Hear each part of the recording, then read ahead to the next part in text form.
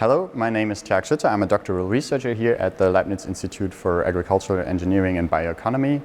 And in my work, I'm doing research on the navigation of unmanned ground vehicles or mobile robots in horticulture.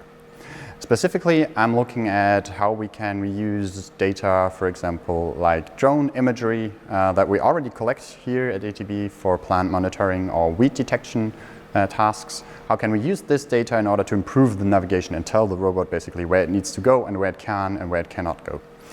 Specifically here at ATB, we have the luxury of having our Fieldlab for digital agriculture in Marquardt, where we can perform tests and have our own facilities just for our tests.